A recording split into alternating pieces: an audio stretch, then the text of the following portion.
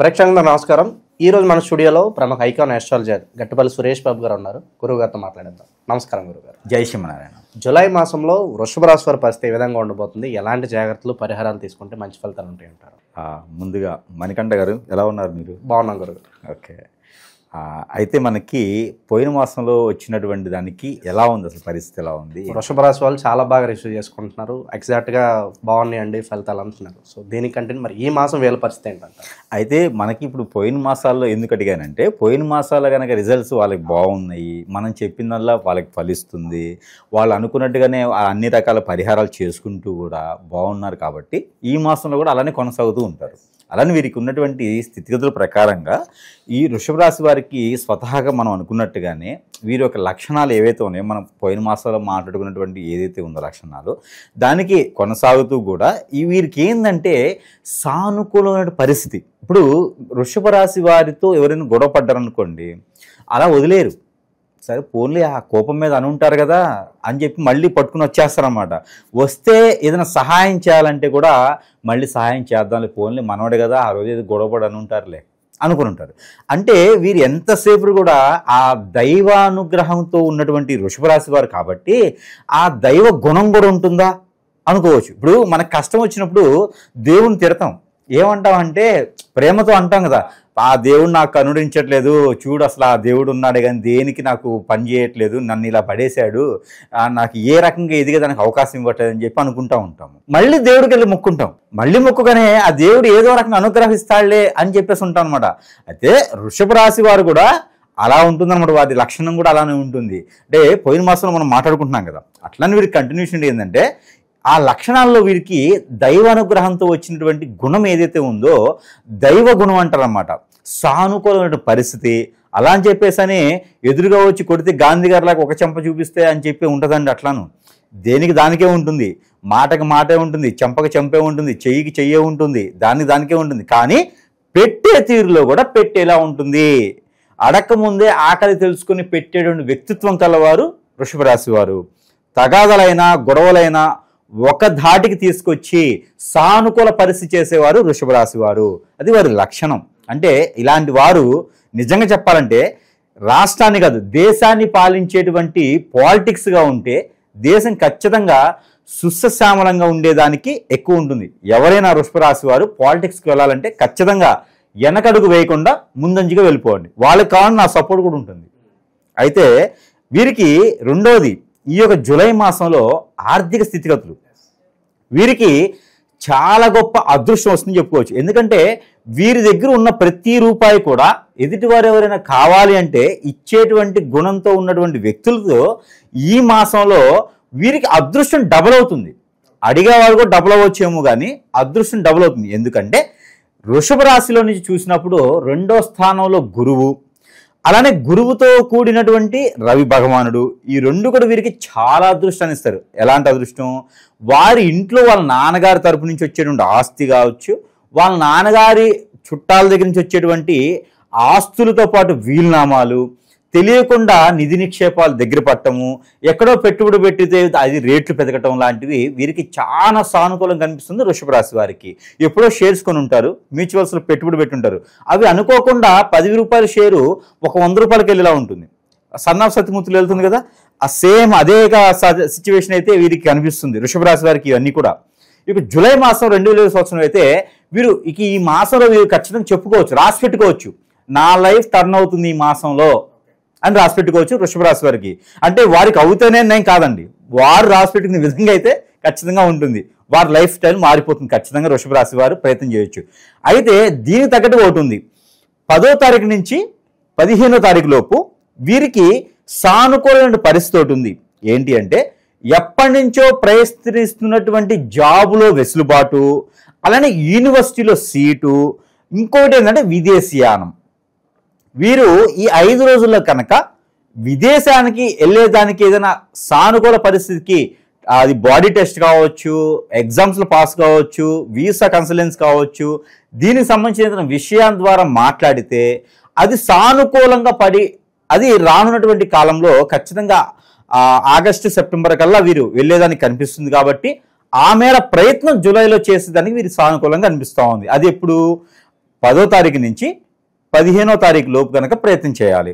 ఇకపోతే 15వ తారీఖున రవి భగవానుడు బుధుని దగ్గరికి వస్తాడు. అంటే అప్పుడు 3వ స్థానం అవుతుంది వీరికి. 3వ స్థానం బుధుడితో కూడినటువంటి రవి భగవానుడు ఉంటారు కాబట్టి వీరికి రియల్ ఎస్టేట్ రంగం కూడా సానుకూలంగా ఉంటుంది.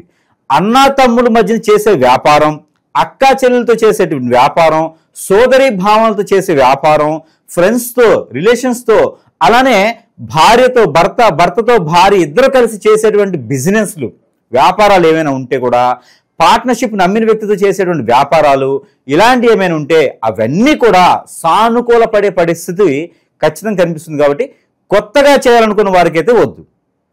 ఆల్రెడీ చేసేవారైతే వీరికి 10వ తారీఖు నుంచి 20వ తారీఖు లోపున వీరికి, అంటే 15 నుంచి 20వ తారీఖు లోపున వీరికి కలిసి వచ్చేలా ఉంటుంది.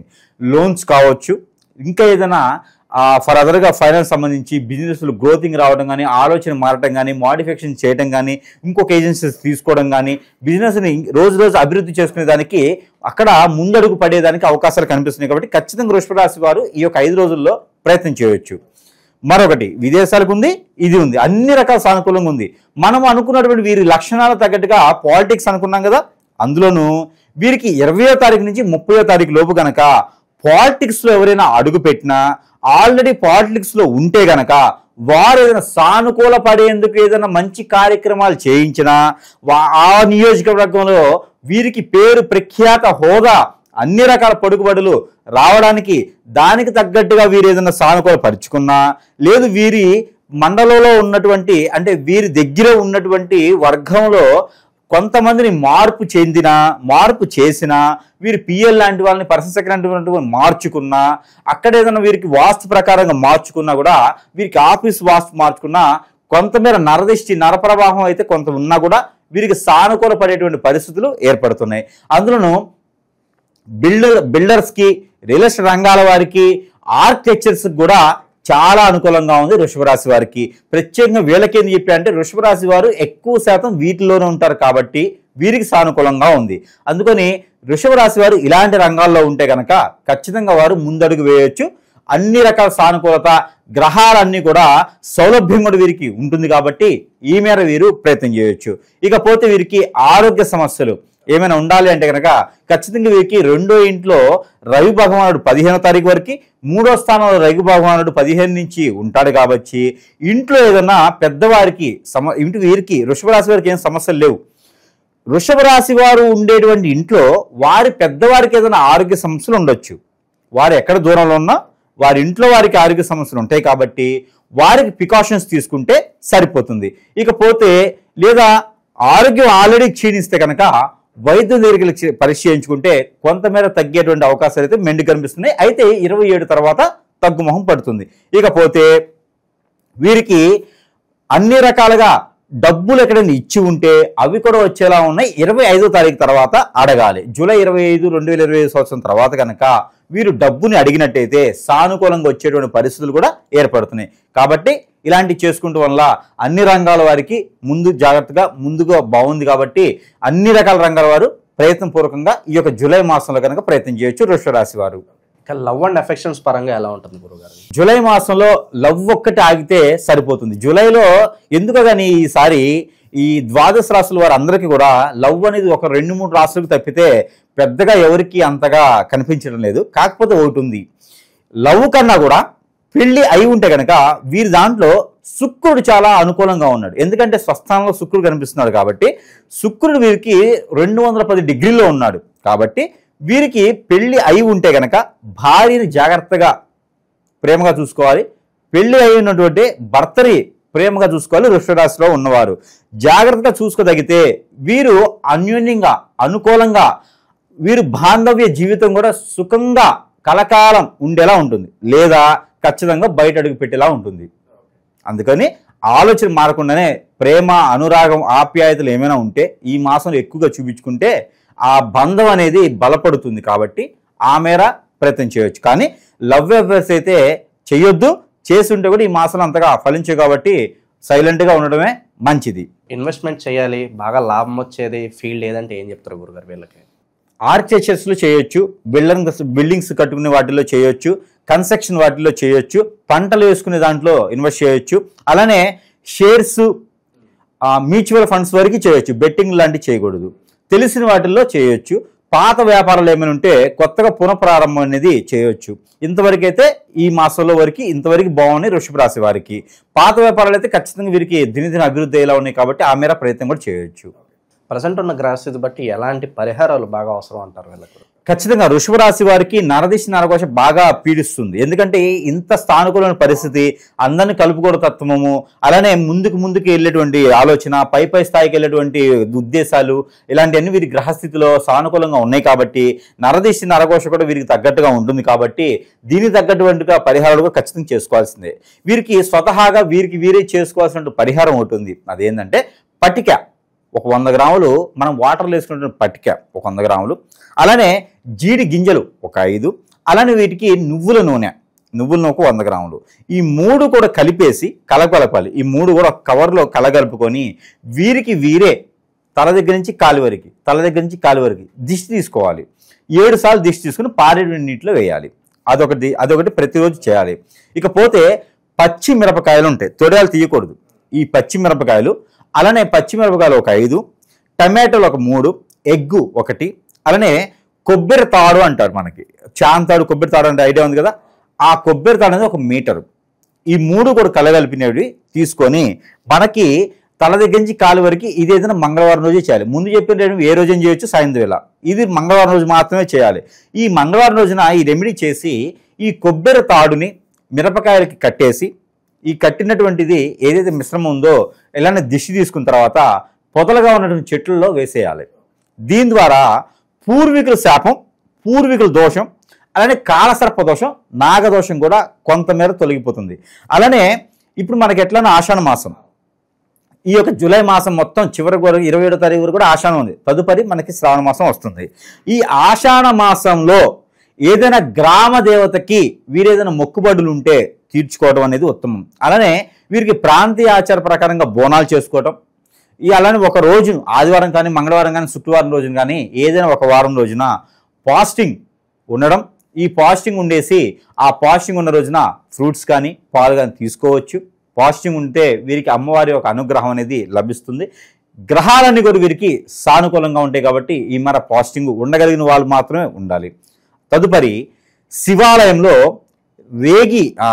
రేగి పళ్ళు దొరికితే ఓకే, లేదంటే కనుక ఇవి ఉంటాయి కదా, మనకి ఏమంటారంటే శివాలయంలో వీరికి ఈ యొక్క పళ్ళు నేరేడు పళ్ళు ఒక నైవేద్యం పెట్టడం, నేరేడు పళ్ళు రసం శివాలయంలో అభిషేకం చేయడం, అలానే ద్రాక్ష పళ్ళ జ్యూస్ ఏదైతే ఉందో ఇది శివాలయంలో అభిషేకం చేయటం, అలానే మనకి చెరుకు రసం, షుగర్ క్రేన్ వీటితో అభిషేకం చేయటం, ఈ 3 మిశ్రమాలు కలిపి కూడా అభిషేకం చేసుకోవడం ద్వారా వారికి ఉన్నటువంటి గ్రహాల రీత్యా అనుకూలంగా, సానుకూలంగా, సౌలభ్యంగా ఉండేలా ఉంటుంది.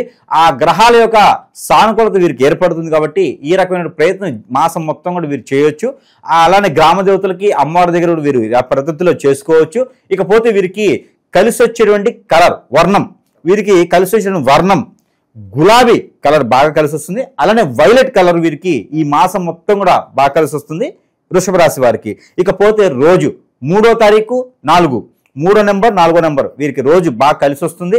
అలానే వీరికి కలిసి వచ్చేటువంటి రోజు సోమవారం, శుక్రవారం, ఈ 2 రోజులు వీరికి సానుకూలంగా ఉన్నాయి కాబట్టి ఏదైనా కొత్తగా ప్రయత్నించాలంటే ఈ 2 రోజులు కూడా వీరికి చేసుకోవచ్చు. అలానే గ్రహాల నుంచి సౌలభ్యంగా ఉండడానికి ప్రతిరోజు పాలన రూపంగా చేసుకోవాల్సిన నెంబర్ వృషభ రాశి వారు ప్రతిరోజు కూడా 634252 అనే ఈ నెంబర్ని 634252 ఈ నెంబర్ని కనుక 170 టైమ్స్ ప్రతిరోజు కూడా పాలన చేసుకోవాలి. చేతులు ఏదైనా బనానా కానీ, లేకపోతే కనుక ఏదైనా డ్రై ఫ్రూట్ కాదు, ఫ్రూట్ ఒకటి ఏదైనా సరే, జామ పండు, బనానాసు, మ్యాంగోసు, ఇలా సీజన్ వైజ్గా వచ్చేటువంటి ఫ్రూట్ ఏదైందో ఒకటి చేతిలో పెట్టుకొని ఈ నెంబర్ని పాలన చేసేసి అది భుజించడం ద్వారా లేదా వేరే వాళ్ళకి ఇవ్వడం ద్వారా కూడా మంచి జరిగేదానికి అవకాశం ఉంది. కాబట్టి ఖచ్చితంగా వృషభ రాశి వారికి అదృష్టం అనేది ఈ మాసంలో మొదలవుతుంది.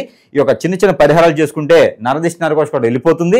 ఖచ్చితంగా పై స్థాయికి వెళ్ళేటువంటి ఆలోచన అవకాశాలు ఉన్నాయి కాబట్టి ప్రతి ఒక్కరు కూడా చిన్న పరిహారాలు పాటించేసి అదృష్టవంతులు అవ్వేదానికి ఆస్కారం ఉంది, ప్రయత్నపూర్వకంగా చేయొచ్చు. వృషభ రాశి వాళ్ళందరికీ కూడా జూలై మాసం ఏ విధంగా ఉండబోతుందో మీ మాటలో చాలా బాగా వివరించారు. ధన్యవాదాలు.